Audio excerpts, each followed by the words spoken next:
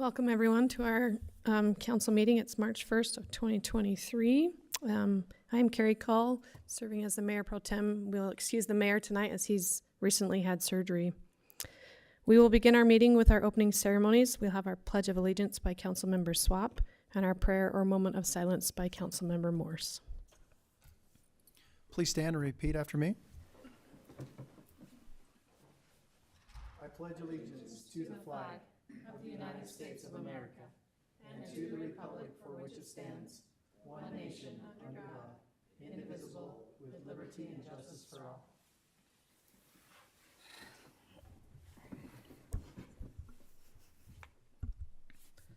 Our dear Father in heaven, we are so grateful for this day. We are thankful that we could come together today as a legislative body, and grateful that we are here to make decisions on behalf of our community. Father, we ask that you help guide us in making the best decisions for this community. We ask that you watch over all of us here tonight, and we ask that you protect those that are protecting us, our law enforcement, those serving overseas, and firefighters and paramedics. We say these things in the name of thy Son, Jesus Christ, amen. Thank you, Councilmember Swap and Morse. We will move on to item number 3, public presentation. Residents attending this meeting will be allotted 2 minutes to express a concern or ask a question about any issue that is not on the agenda. No action can or will be taken on any issues presented. Is there anyone that would like to come forward or that is on Zoom?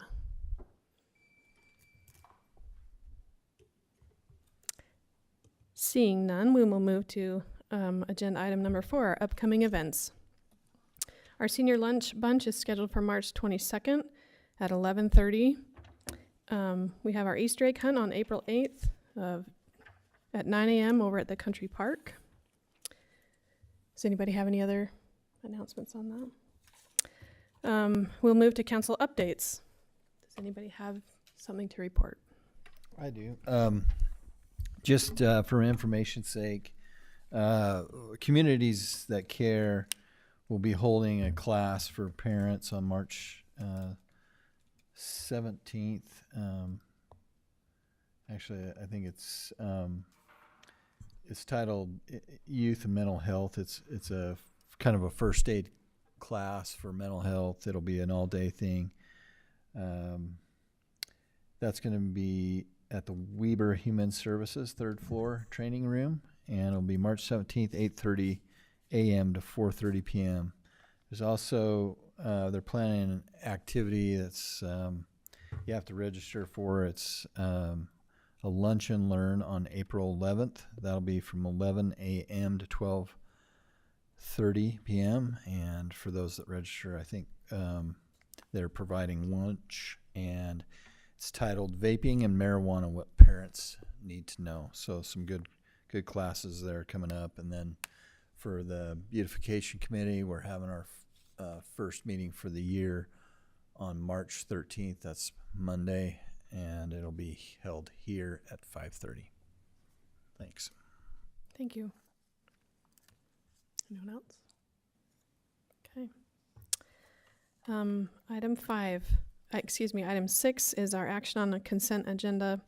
We have only one today, which is A, the City Council minutes for the meeting held on February 15th of 2023. Does anybody have any corrections to that?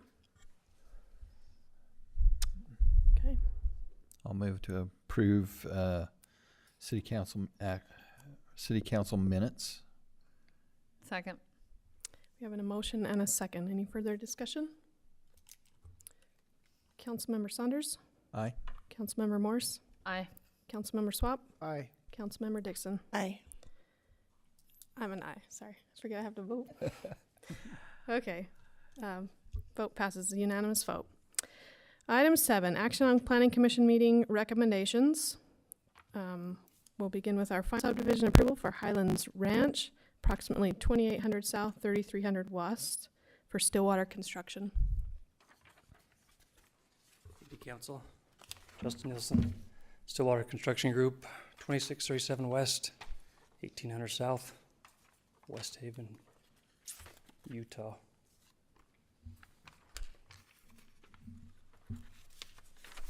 Does anybody have any questions on this plot?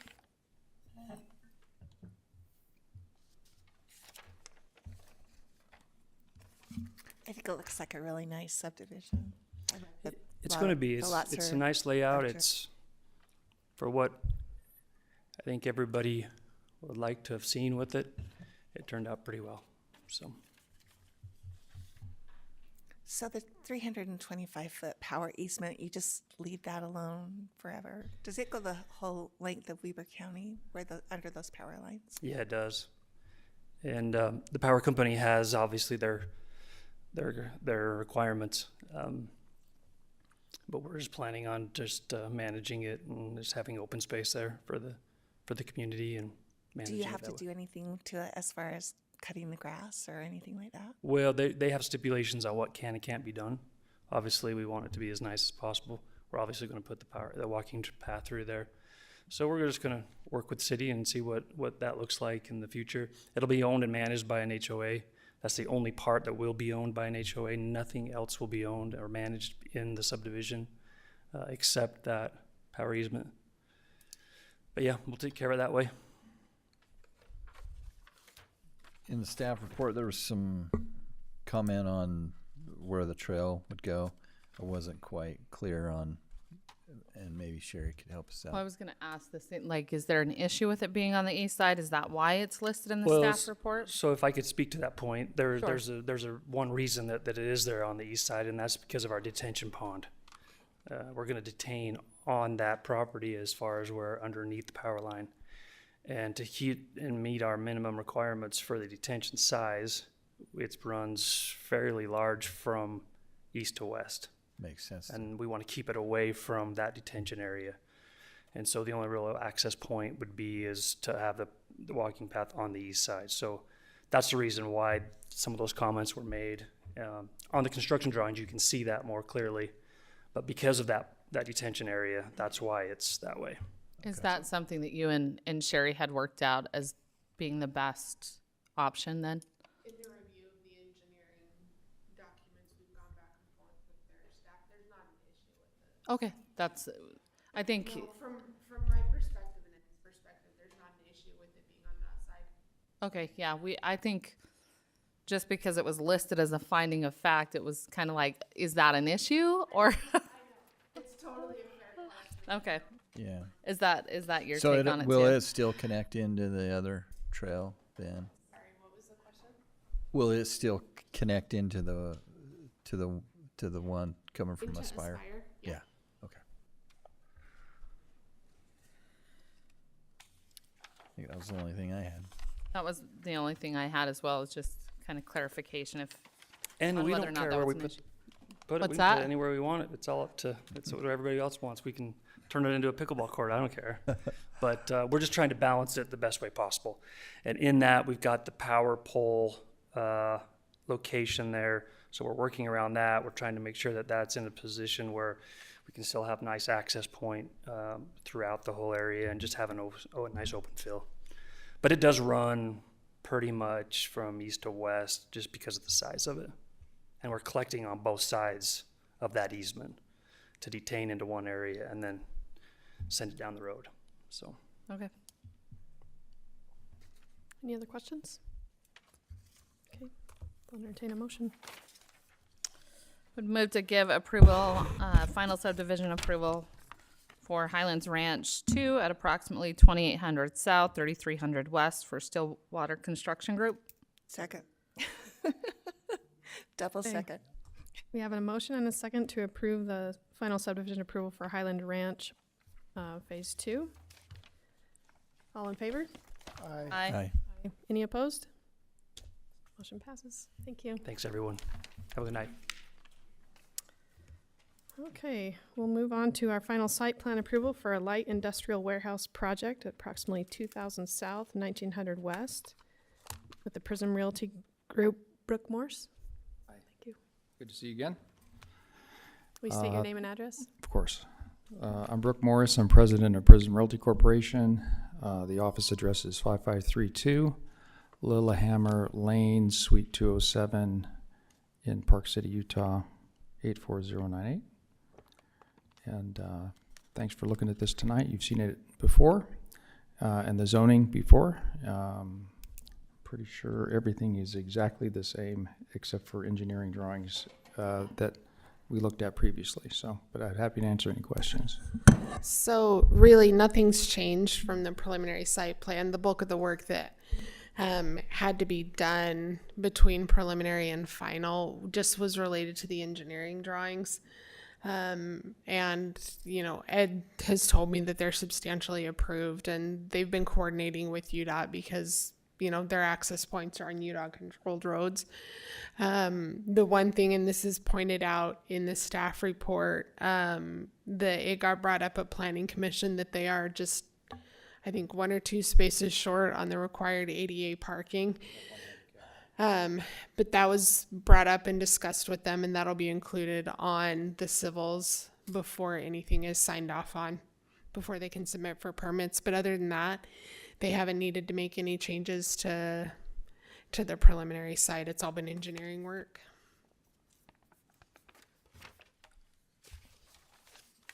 Also, Mr. Reed at Planning Commission, one of your commissioners wanted us to distribute the handicap spaces we do have a little more towards the office entrances. He felt like they were too centered on the project, so we agreed to do that. That'll be reflected in the final plan. Appreciate that. Well, and you still have Pete's there too, so it's a little carved out for the cafe. Yeah. We tried to buy that property and couldn't make any headway. It's a West I'd Haven rather for the institution. frontage. Yeah. It is. I think, you know, I don't know all the details. The impression I have is the person that bought it is an investor, not a restaurant operator, and restaurants are hard to operate, so I don't know what'll happen there. We'd still be receptive to doing some deal on that, but it's kind of, you know, a bit of an eyesore in front of our beautiful project, so maybe we can make a deal down the road, but it's there now, so. Well, and it really is a beautiful project. I Oh, think thank the you so buildings much. are I very really appreciate attractive that. and Thank you. just a very big asset for our city. Anyone have any other questions for Mr. Morse? Okay, thank you very much. We'll entertain a motion. I move that we give final site plan approval for the light industrial warehouse project at approximately 2000 South, 1900 West. Second. We have a motion and a second to approve the final site plan for light industrial warehouse project at approximately 2000 South, 1900 West for the parcel numbers listed on the agenda. All in favor? Aye. Aye. Any opposed? Motion passes. Thank you. Thank you. Item 8, discussion and possible action on our strategic initiatives. Matt? Yes. We attached the format that the action strategy can print out for the council to review. We've taken the strategic initiatives and entered it into their system, and I wanted just to take a second and show you what that interface looks from our side. It's a little bit better readable than what you're seeing. And so, would you mind sharing my screen? And so we sat down with our departments and went through a training on this. This is my action strategy that we are assigned with. What this allows is we've put in all the strategies that were discussed at the strategic retreat and what we've refined as we've gone through.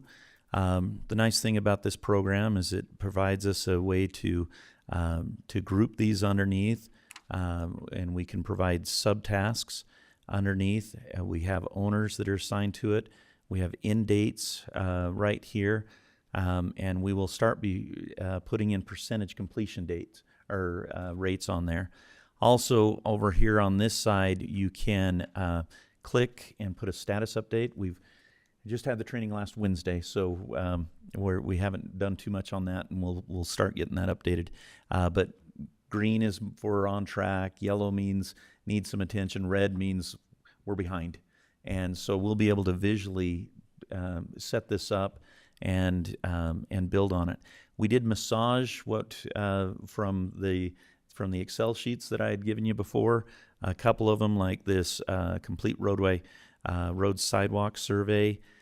We've created a subtask on there, which puts 2 of those that work with that in that, giving out different assignments to those people. And so this is one of our management tools that we're rolling out so that we can keep track of all our projects. As you go through, the nice thing is you see all of our staff that have assignments on here. So if I were to go to Brock and pull up his plan, he's just showing the ones that he's working on. And so those are the ones he's assigned to. And so he doesn't get the clutter of everybody else. He can just see what he's going to work on. So if you look at one, and I'll pick on Alika because she's here. She's just got a few assignments that are made up right now, mainly with the community development side of things.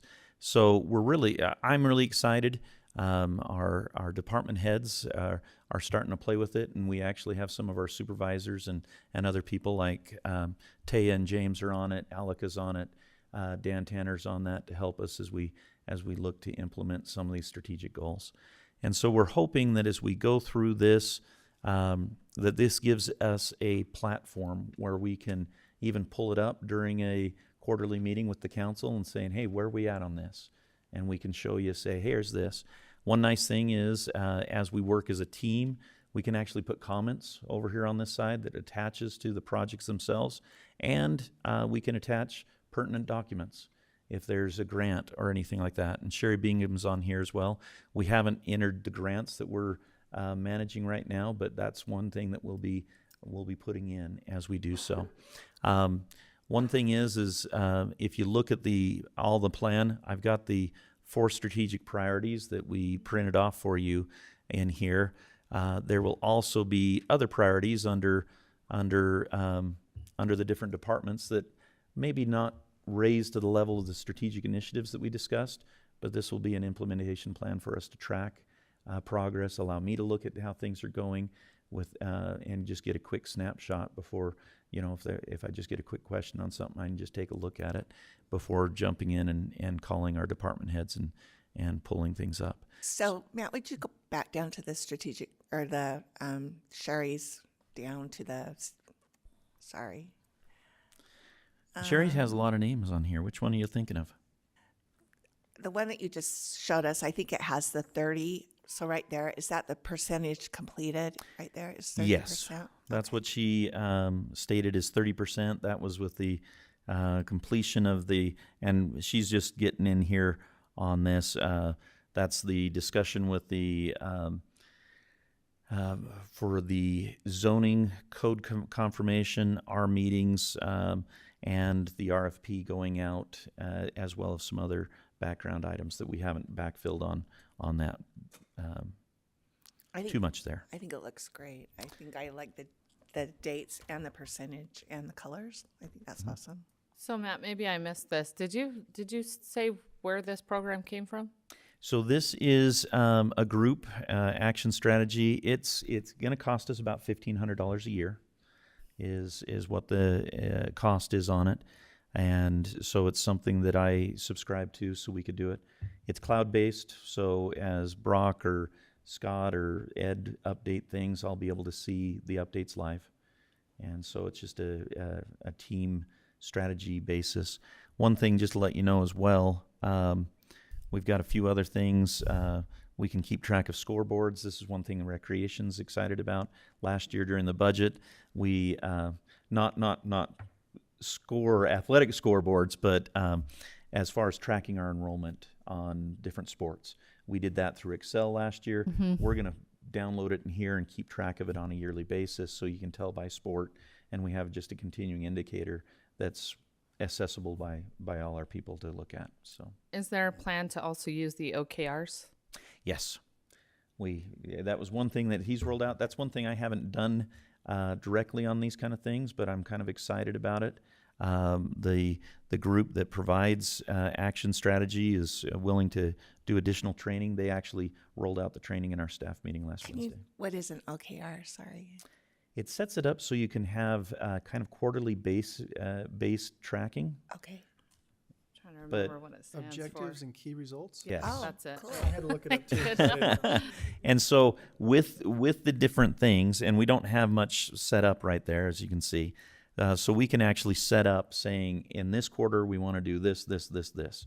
And this is going to be a tool that we'll be looking at doing. Similar to like KPIs. Yeah. The scoreboards, we can plug in, take the reports from our community development apps, plug them in here so we know permits and that kind of thing on either a monthly or quarterly basis, business license, those other kinds of things. And so we just had some basic in here. On the other flip side, we've got some professional development plan. So as we have, and this is only accessible by the employees themselves. So after they have their performance review, they can go upload them in here and refer to them on a regular basis to know, just as a reminder, I need to be working on these things. What's in my profile? My profile, that's my profile, so I can change my password. So, And your picture. yeah, and tasks. This one, as we get things set up, the tasks that are within the next 7 days or like a certain window, they actually show up on this task thing. And so these are ones that I need to be doing based on the strategic initiative dates that I've laid out. And so if you notice one, I haven't published that budget process, and it was due today. So we're going to get that taken care of tomorrow. So Would if the employee entered something into my plan, or if there was something in team plans, would those also show up in my task? yes, and it would show up under their tasks. So I'm looking at the tasks that Right. I have Right. ownership on. So it should be something where we don't look and say, oh, it's the 11th month of the year. What was I supposed to do for my performance evaluation? They've got something that can trigger in as they put those things in. And as far as our strategic initiatives, our budget projects, as we look at it and say, okay, here it is. I mean, things like, we've got our B&C roads. Scott could go in and plug in and say, I need to get my estimates out in October for my work I'm doing in March. And he could literally put that in there and just have a tickler to remind him of those tasks. And if he were to be so, taken out by something, a deer jumps in front of his truck or something like that, we could log in and make sure how things are working. Knock on wood somewhere.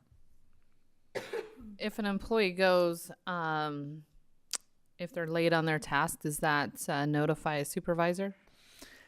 That side, it's not a reporting tool in that way. This is a self-report.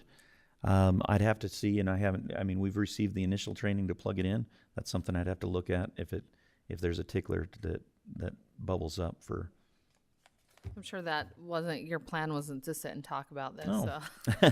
But I wanted to show you where we're at with the action strategy. We're taking this serious, rolling it out, giving assignments, and this is we're looking for a discussion on this, and if we're good with the strategic initiatives that have been outlined, and like I said, the 4 big strategic priorities are in that Excel sheet, just not as visually appealing as it is on our online interface.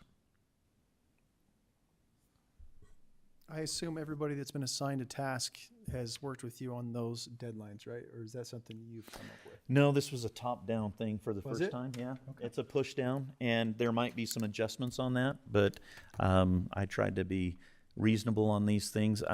Brock sat down and chatted with me on a couple of those, so his are more in tune with what his deliverables are. A couple of the other ones, they might come back and say, hey, Matt, this is a little crazy. We need to do these things. But as we refine this, I would say by the end of March, we'll have timeframes that are set really good as I have some of the discussions with my department heads in reviewing their budgets, and we'll be looking at that. In fact, that's what the conversation with Brock was on this week. Was I sat down, we reviewed these really quick, and then went into his budget questions on preparation. Does anybody have any questions or things you'd like to discuss? I think this is fantastic. I think this is a great way to track action items and follow through. And I mean, Brock's name on the first page is only on there once or twice, and he's got broad shoulders. We can find some more stuff. No, this is really good. It'll all be green, right? I have just a couple things. Sure. Here at the top, it talks about under ed to print a general plan, the zoning maps to put in here. Is there much of a cost to do that? Because we're going to print them and then we're just going to change it, right? We're updating the plan, so why have them? So we were looking for two different items. First of all, is just make those the most current zoning and planning maps, general plan maps available in a public space. Council chamber out in the hallway are two good ones. But we're either looking at something like a frame that we could put it behind so it's protected, or to have it mounted on foam core so that it's not too expensive, but we just, spraying something, a 3x5 or 3x4 print, we'd take it down to a group that would just do it. It's pretty minimal cost, but we want to get it up, and every time it's done, it might cost just a few dollars, but nothing major. We aren't looking at on metal Well, I print. didn't think so. But Yeah.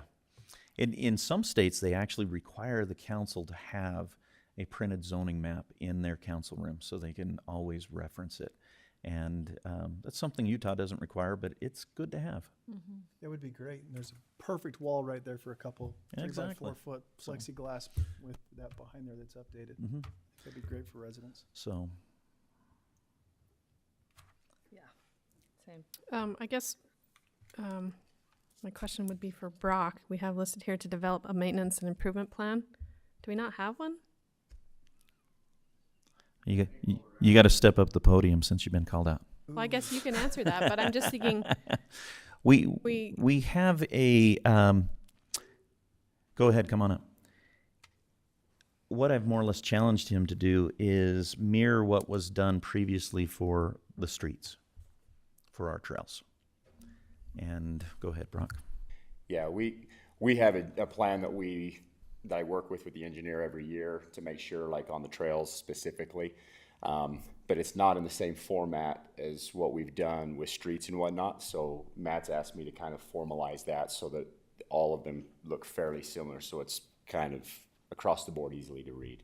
So it's a matter of just kind of coming up to the standards that they've used for the streets, essentially. Okay. And also, it just puts a tickler for our budgetary practice to say, we're doing this stretch of trail next year. So if you get a call from a concerned resident, like, we realize that's going to be on next year, we're going to get that taken care of. So, and this is like resurface, seal coat, whatever we need to do on our trails. We'll be forecasting probably no more than about 3 years on that one. Okay. Good. Cool.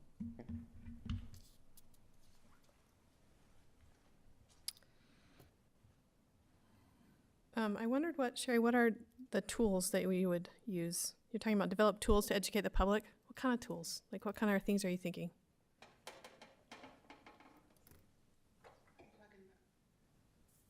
Which one is it under? 1.12. Define community development. So there's a lot of different things that you can do. There are some pretty simple, like, flow charts that you can put together on, like, how something goes from raw ground to houses.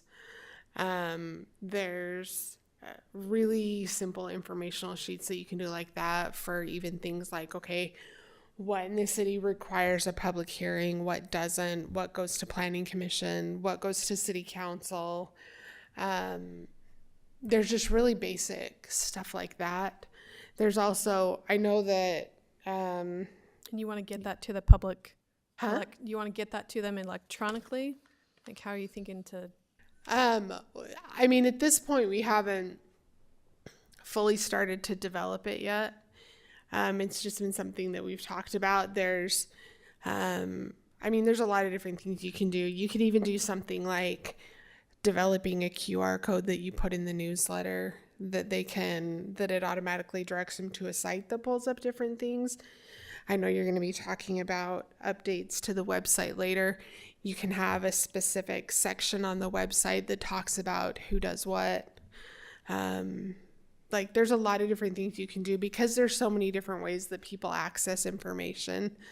You can have one set of information and then multiple ways to access it so that the public can get it through whatever is easiest for them. You could even do, if we had something like a glass case or something like that in the hallway, you could even have like a monthly thing that changes every month, and you can put it in there, and you can have it in the newsletter, and you can have it on the website. There's, a million different ways to get the public out, to get the information out to them. Good. Yeah.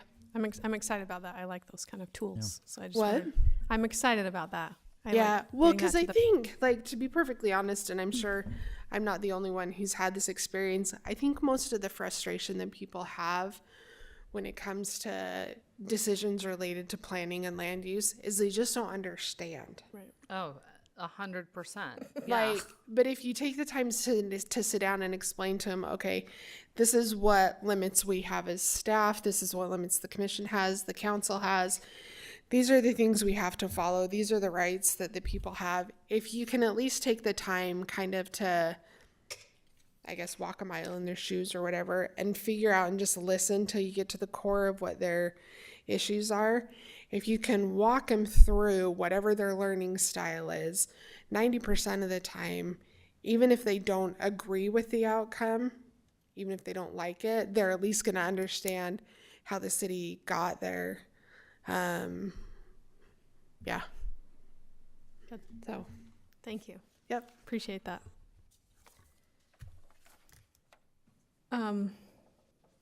Nina and I had both talked about the Windsor Park at our last meeting. My concern is that the Windsor Park construction estimates are dated May 17th.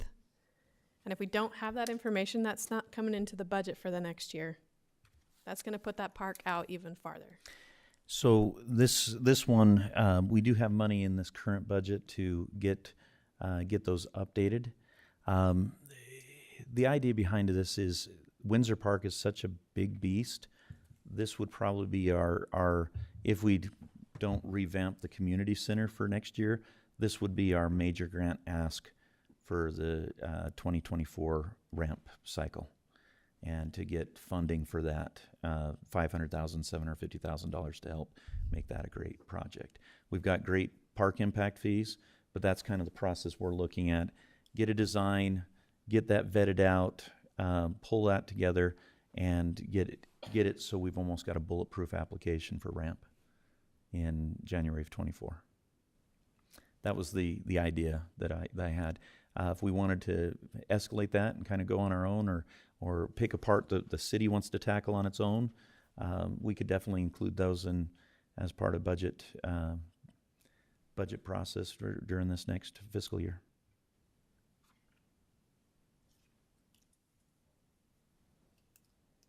Any questions?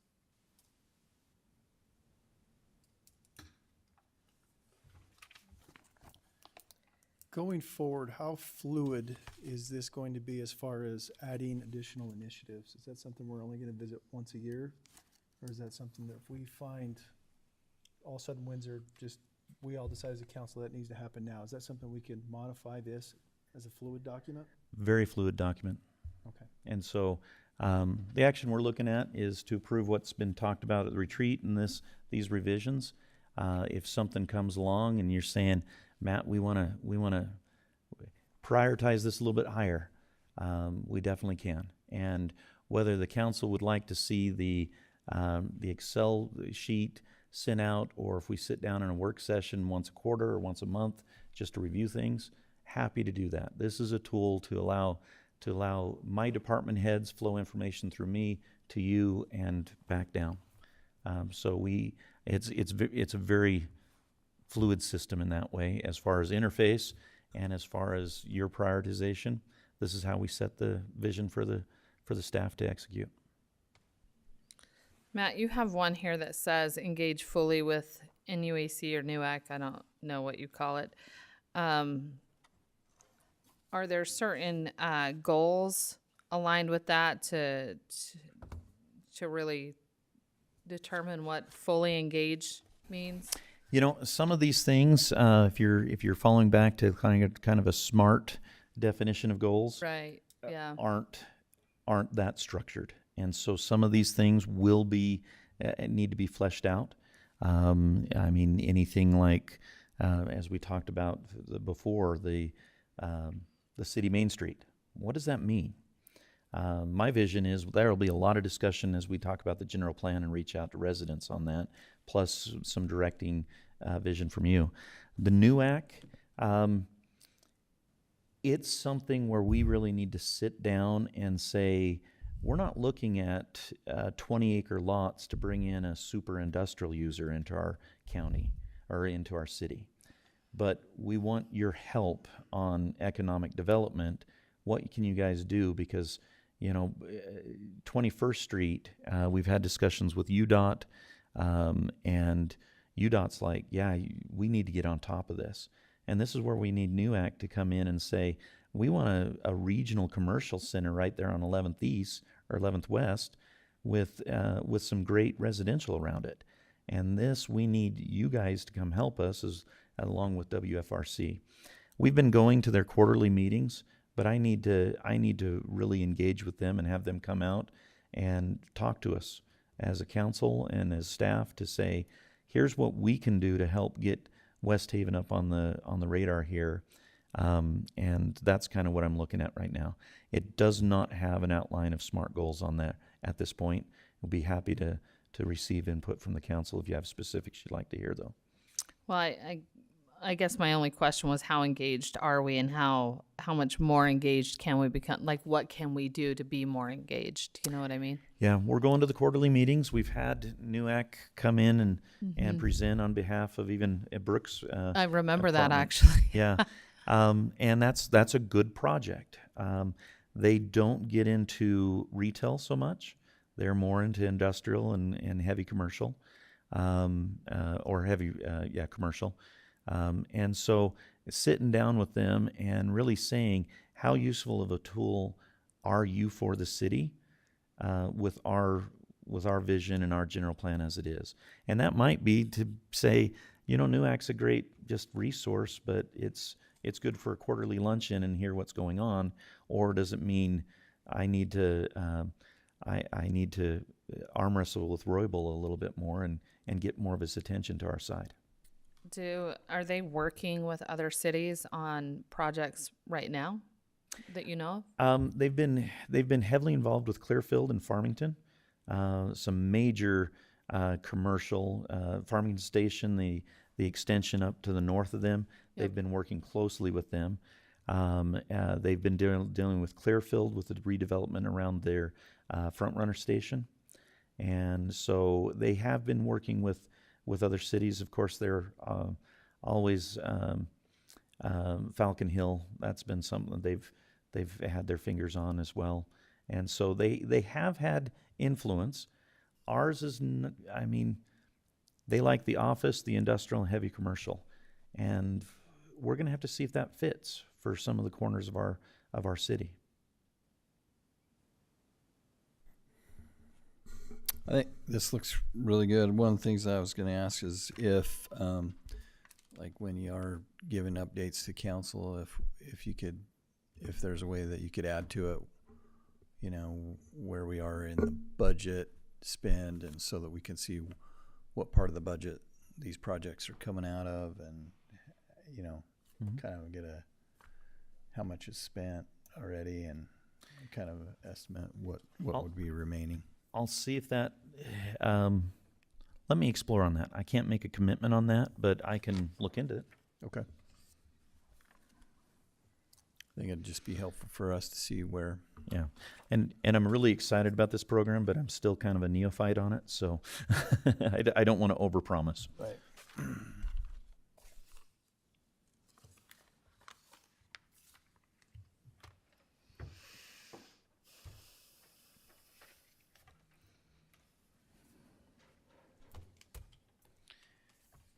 So Matt, what kind of action were you looking for?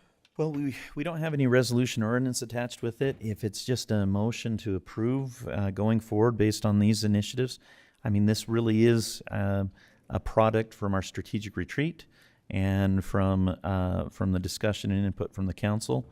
Like I said, it is fluid. If you see something is going forward that we need to retweak, happy to respond on it. We just want to know we're on the right track to start. And so if I could just have an emotion for approval, that would help us put that stamp and go forward. Move to approve the strategic initiatives as presented. Second? We have a motion and a second to approve the strategic initiatives. All in favor? Aye. Aye. Any opposed? There you have it. Thank you, council. All right. Finally, the rec group back there has been waiting. Item 9, our discussion of the rebrand of the recreation mascot from Grizzly to Longhorn. You guys are waiting for Matt. Matt's waiting for you. There we go.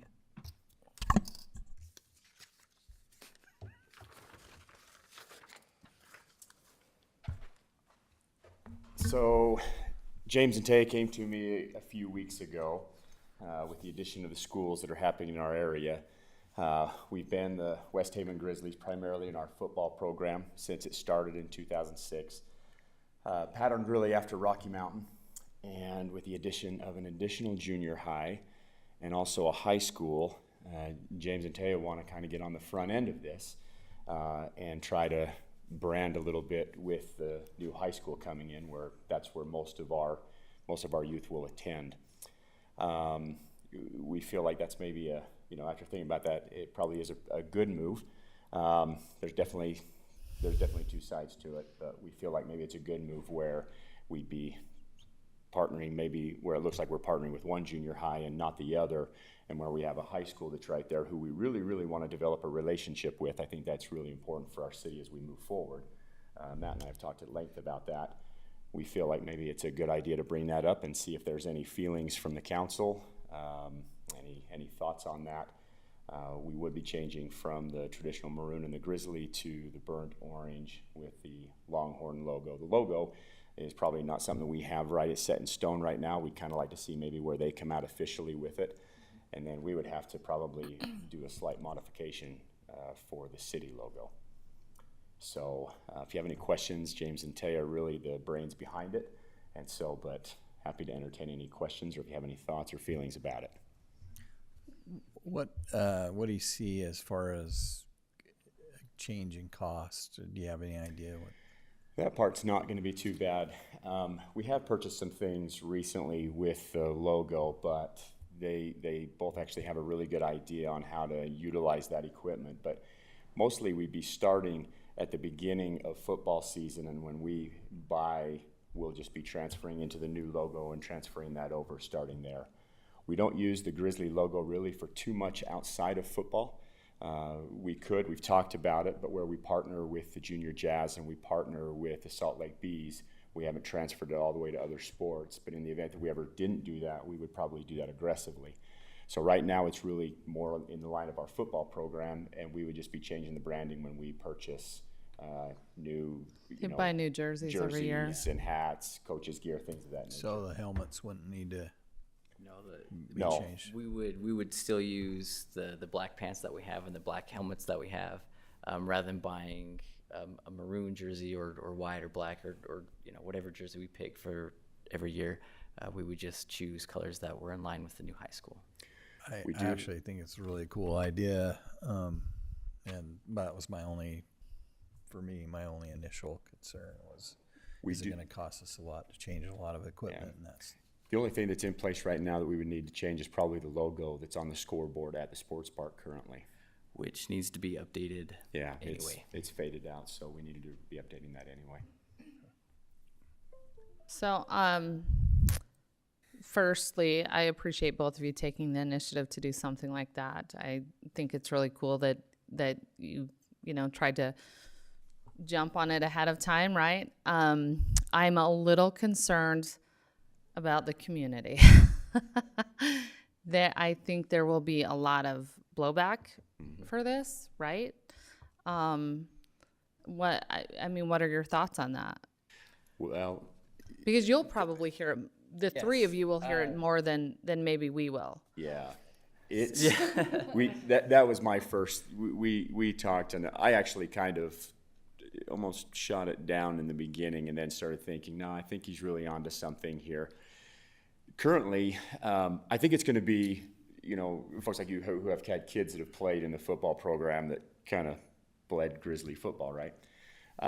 Grizzly and Scorpion, so Yeah. and Royal, so Right.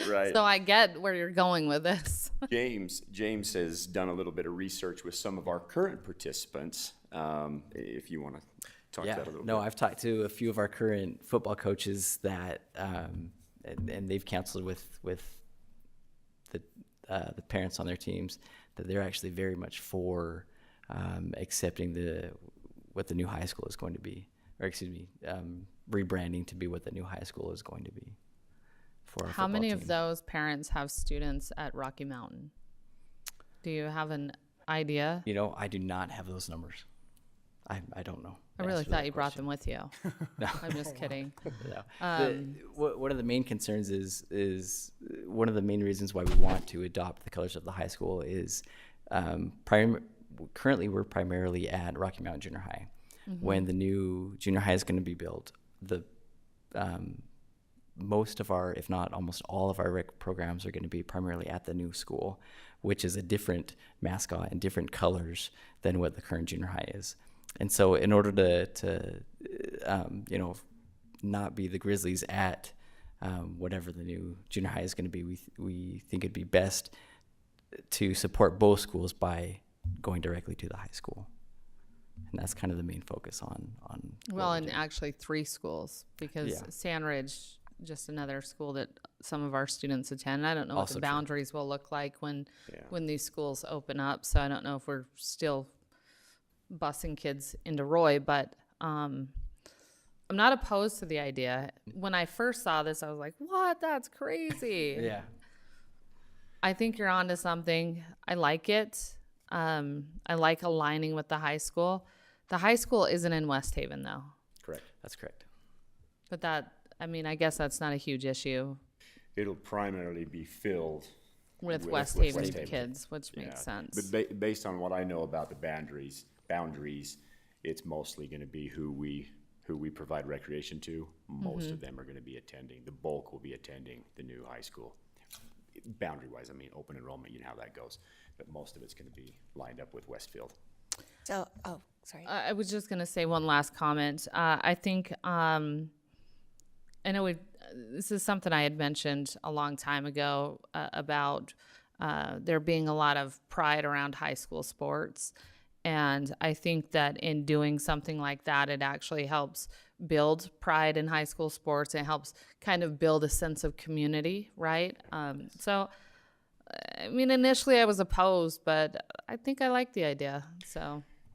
Personally, again, Matt and I have talked about this at length. I think it's really in the city's best interest that we work as much as humanly possible with the high school.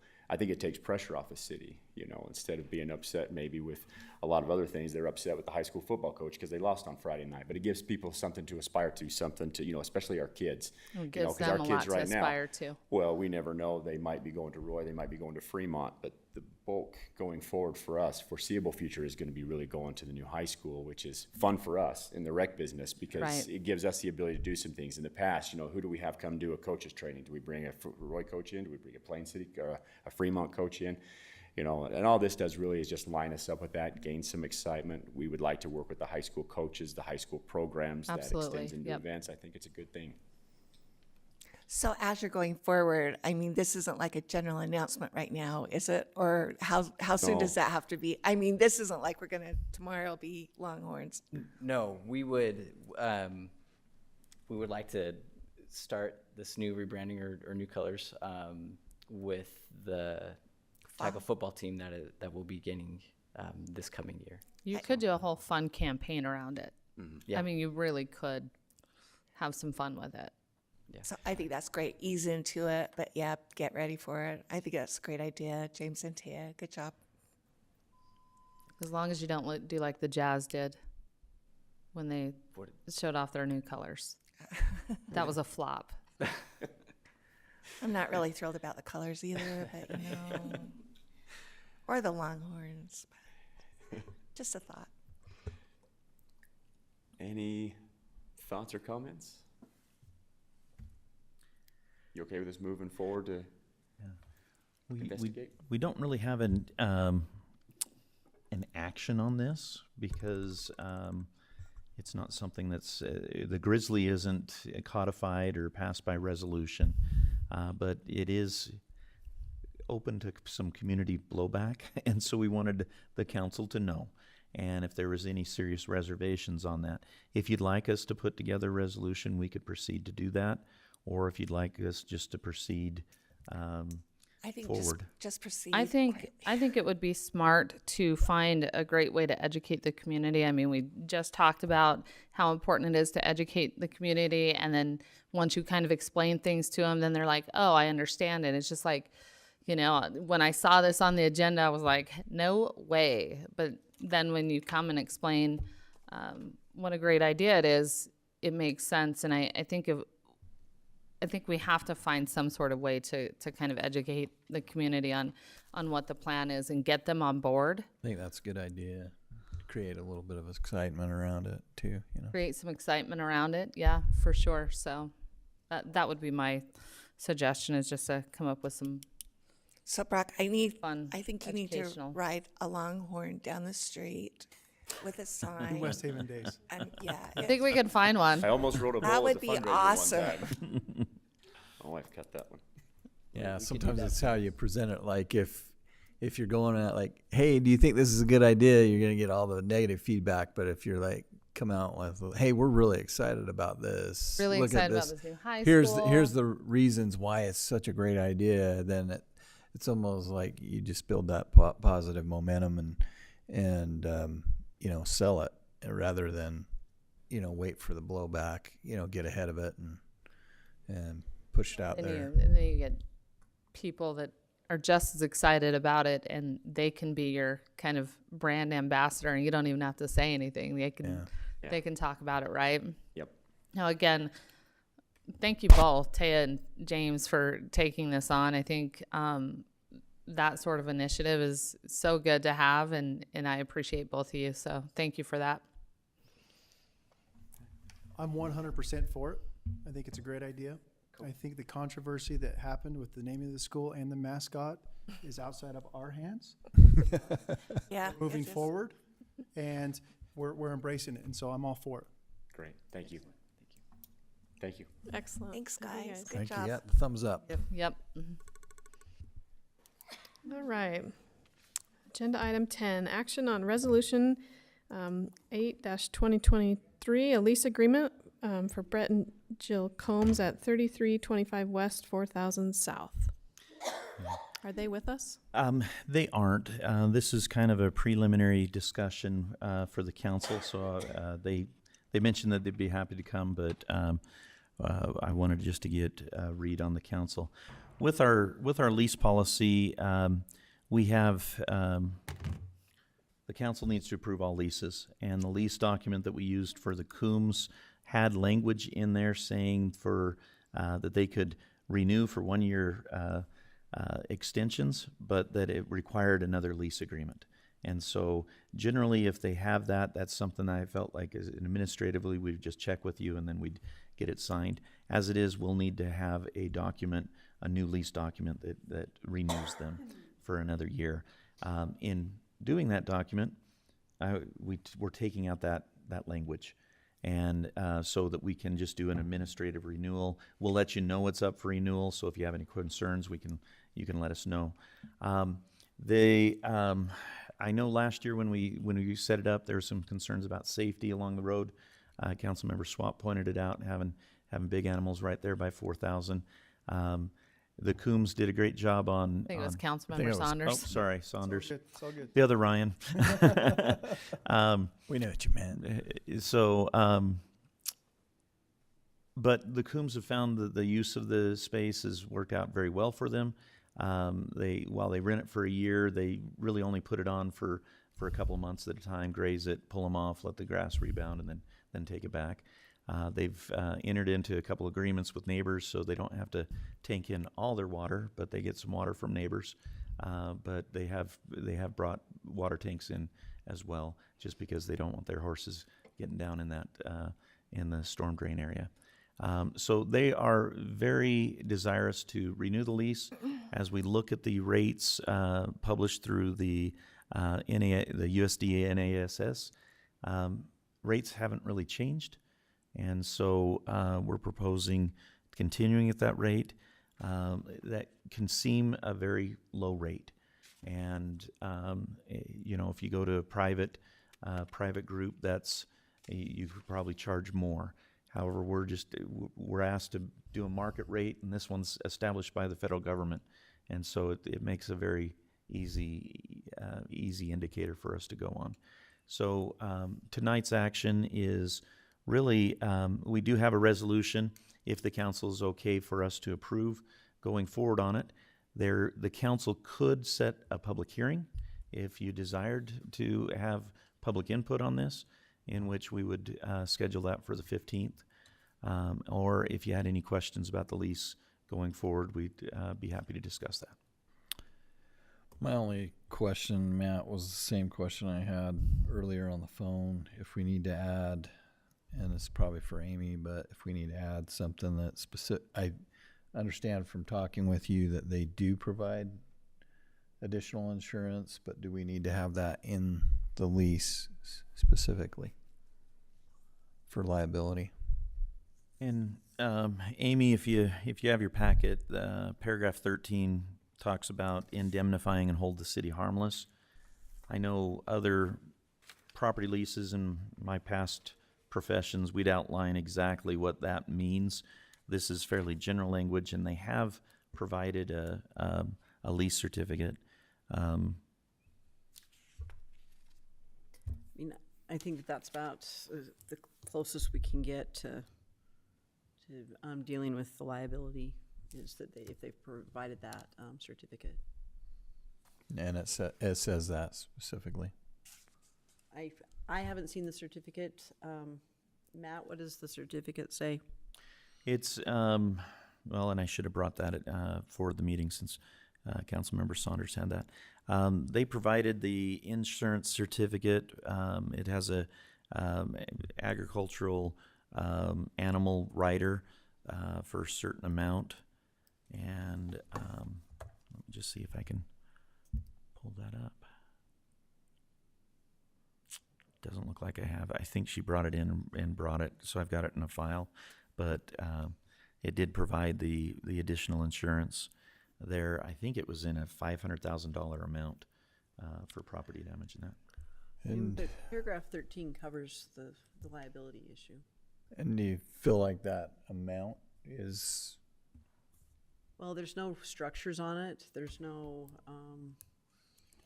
it's just raw ground. So, I mean, the bigger issue would be like if the animal got out, but That's what I'm mainly concerned about. I was thinking about if, like, something caught fire, like there was a spark or something like that and caused fire. I mean, I think it'd probably be unreasonable to ask for more than $500,000. I mean, we're talking a $230 a year lease, and so I mean, if something happened, I mean, with them agreeing to indemnify and hold the city harmless, if the city was sued, they would be responsible, regardless of if there's only a $500,000 certificate on it. They would still be responsible for any of our damages if there were any. Okay.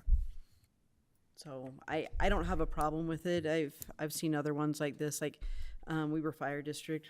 We actually lease out some of the property. I think it's actually in West Haven, where we're gonna put the new fire station whenever it gets built, and we kind of went through the same thing there as to what to have them provide, but really having the language of that they agree to indemnify and hold the city harmless from any liability caused by leasee's operations or the use of the property covered by the lease is Pretty all cover. encompassing then.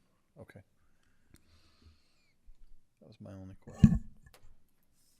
one concern or thought I have, we don't have any language that I see that talks about them profiting from this as if they were boarding other people's horses and charging them a monthly fee to use this property. I don't know that they are, but I think that's something that at this rate that we give them an annual rate of $230, I want to make sure they're not profiting on this and boarding other people's animals. I want to make sure it's either theirs or if it's their neighbor's horse, they're not profiting off of it. I don't know what your guys' thoughts are on that. You're right. Paragraph 9 talks about not subletting the property or signing this lease.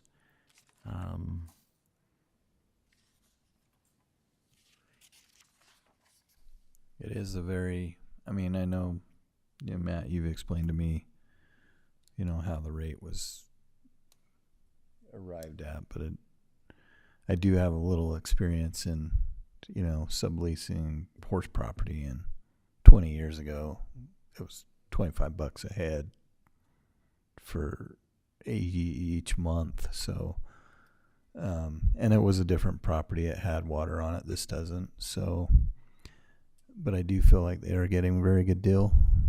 So I wouldn't be opposed to raising that rate a little bit. I don't necessarily want to raise the rate. I'm not worried about the rate myself. It's just, I just want to make sure they're not using this as a business to board other people's horses. Well, and if they did that, they need a business license. So I guess if they were doing business in West I don't Haven. know. A couple How would $100 a prove month it? to board a horse, and you usually have to provide your own feed, so it's not huge. I mean, that's cash under the table, but that opens them up for liability if someone's paying them to board their horse on city property. Could we add language in paragraph 5 that just specifies the horses have to be wholly owned by the lessee? I think so. But what if it's lessee's family? Yeah, so I don't think it needs to be the lessee so much as just they're not in turn renting out this lease from the city to someone else. An income producing something or other like that. Isn't it covered though in that one clause where it says they can't sublet it? Well, sublet means you'd lease it out to someone else. I mean, it gets a little murky with horses. Hey, just give me $100 and your horse can come along with mine. I'm still fully taking care of the property, but legally, yes, it could be covered under that, but I think we just have to throw in there that it's owned by them or their family and not by a third party. Or maybe even cannot accept. I don't know. I thought Cannot about put it a it- minute yeah. ago, but now it's gone. Cannot so. be a commercial operation regarding, Horse boarding. yeah. Horses. So if the council would like Amy and I to work on a little bit of language on that, and we just hold off on this resolution for 2 weeks, and I can let the Coombs know that the council in concept's open to the renewal, and and let them know that that language needs to be added in. Regarding the renewal, I'm completely fine with renewing this lease to them. I drive past it all the time. Always looks great. Doesn't seem to be an issue there with the horses. Mm-hmm. I see them out there all the time with their horses. I'm fine with it. But I agree, maybe some language. When does the lease end? Is it we have time to? It's March March 17th. Oh, okay. So yeah, we've got until Time next meeting. next time. Yeah. Well, I would entertain a motion to table this resolution. So moved. Second. We have a motion to table Resolution 8, 2023, the lease agreement at 3325 West, 4000 South for Brett and Jill Coombs. Do you have to do a roll call on the table? All in favor? Aye. Aye. Any opposed? Very good. Thank you. Item 11, discussion of the sign in the council chambers. Okay. Did you want to talk about this since you've done the work? Okay. So, I apologize that this didn't get put into the thing. I'm going to hand this down to you. In our budget, we actually have a certain amount set up for some signage, the city logo here in the council chamber office area. The mayor sent out an email earlier today. He'd come in with his projector and projected the image on the walls and was trying to figure out a place for it. Emily, I had tasked with getting a design for a sign, and she actually reached out and got a metal sign, which is two-dimensional. The logo sets out from it, and it's backlit, so it creates a nice little lighting on it. Initially, our idea was to put it in this opening right behind the mayor's chair right here, which would be nice. The size that sign has is 60 inches across, so 5 feet. I've got my little tape measure if you'd like me to stand up there with it. The only consideration I have is with the backlit, we do have some electrical we'd need to run through the area or through the drop ceiling here to get to it. But it would be a nice addition. Since this is your room, we wanted to make sure you had a approval and insight on this before we started moving on it. And so the other consideration would be to move it out onto one of these curved walls so it's not so recessed back there, and to put it on there. The mayor had, when he originally put his projector up and shot it with the pictures, he was thinking of having it painted on, which is doable as well. I'm kind of a little more preferential to a nice metal sign there, but we wanted to just bring this up and get any input from the council. 60 inches, I think, is about all we could do for good view if it was on that back inset wall. If you wanted to make it a little bit bigger on one of these curved walls, we could do that. I like the idea of the backlit sign. I like that better. But if you put it on one of these side walls, yes, more visible, but then the room is out of balance. Correct. Yeah. And I don't like that, so I don't know what we would do to balance the that. pictures that the mayor took, and I kind of liked it centered right where. Well, and it could be flashing too, if we wanted to. The only question I had on with that design is you can't see West Haven very well because it looked like just the logo was backlit and not the lettering. Might be something to think about. Do we want to somehow backlight? Can you the- pass that back? Sure. I don't know that the backlight is the best option for that, but maybe some directional light on it. Yeah, it might be The cheaper to 3D do it that way. Oh, yeah, metal you're sign right. would be great, but we need to shine the front of it, not the back of it. So one of the other options is, we get some electrical in the drop ceiling that just highlights on it. That would be something we could do as well. I think that'd be fantastic. Good eye. I didn't notice that. So, but if you like that location, we can proceed with that. The metal sign, like I said, a nice mural's nice, but I kind of like the metal sign. I love a mural, but in this room, I think that I think a nice metal sign actually fits better than a painting. I agree. All right. We don't want to be out of balance.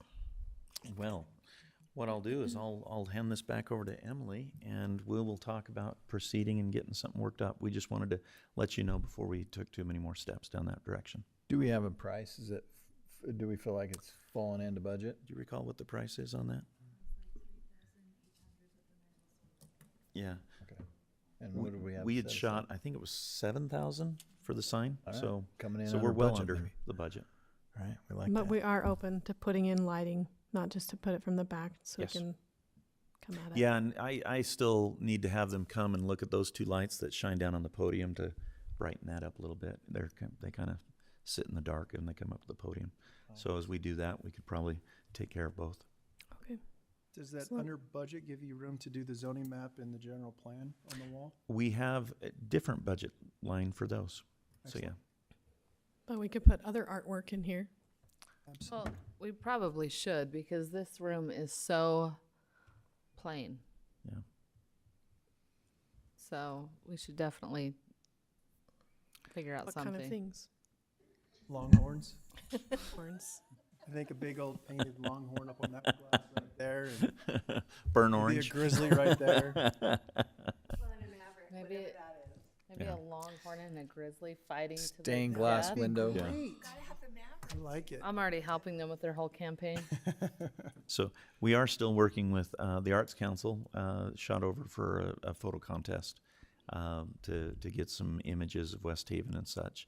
And so one of the things we're looking at is resolution enough that we could blow it up to large prints like we have in the hallway, and possibly putting some of those in this room in some way.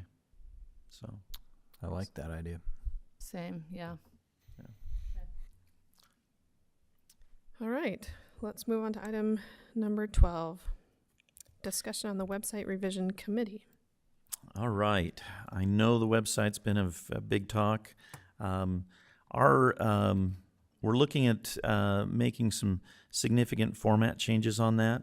We've been working with Revise, who's our current provider, and one of the things they'd like to do is just have a small ad hoc committee. Emily and I have been working on a few things, and I've been working on the resident committees, getting those updated. The Arts Council's up and updated, but I've got to work on the other three to get them set up. We'd like to have an ad hoc committee of about 4 people. Emily, myself, and either 1 or 2 council members. If we just had 1 council member and a community member, just to go through and kind of vet what the options are. We would like, as we started, we're going to shoot out a specific questionnaire with a couple websites you look at, also for you to give specific input about our current website, to say what you like or what don't like, so that we know as we look through the reformatting to make sure to address those issues. Quite frankly, Revise does Logan City's website, which I think is extremely clean, very classy, with a lot of information up front.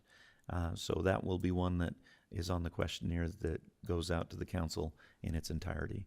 But for this discussion, we'd like to get working on this ad hoc committee very quickly, and was wondering if there would be anybody who specifically would be interested in serving on that, if we should pursue a resident participant or just go with 2 council members. I would be interested in that. How often will you be meeting? Daily. No. I feel like I'm This hearing will not already. be like the employee It will handbook. just be continued Mondays at 5 o'clock for the foreseeable future. And I do not see this as an intensive thing like the employee handbook has been. There'll probably be a couple meetings once a week for a couple. They'll be working on things. Another review when they get the revision, and for us to a lot of things sending in and coordinating. They haven't given us a schedule on it, but it's not going to be a 3 to 4 month every week thing, so like the employee handbook has been. I'm fine to do it as well. This has been a big deal for me, the whole website. Yeah. So I can do it. I just didn't know if you had employee handbook exhaustion. So Oh, I do, but this is my job. okay, if that's all right, we'll get you in touch. I have a meeting with them, with Dylan with Revise next week, and we will roll out a schedule for doing that. Is there any member of the council that can think of a resident that might like to be involved in this committee?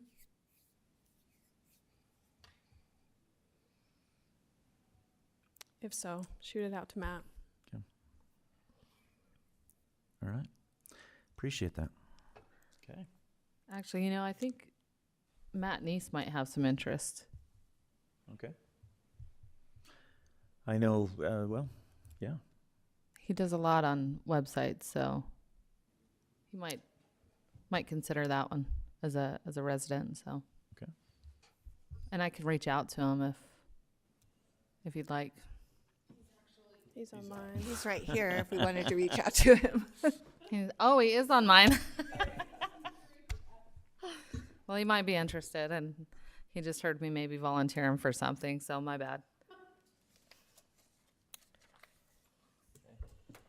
All right. Item 13. The council will consider a motion to enter into a closed meeting for the purpose of a strategy session to discuss the purchase, exchange, or lease of real property to be held in accordance with the provisions of Utah Code 52-4-202. So moved. Second. We have a motion and a second to enter executive session. All in favor? Aye. Any opposed? Thank you.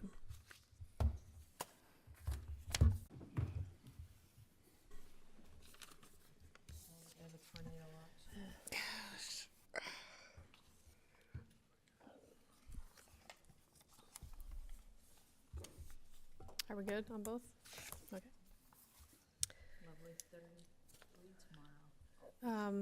We have returned from executive session, and I need a motion to re-enter our public meeting.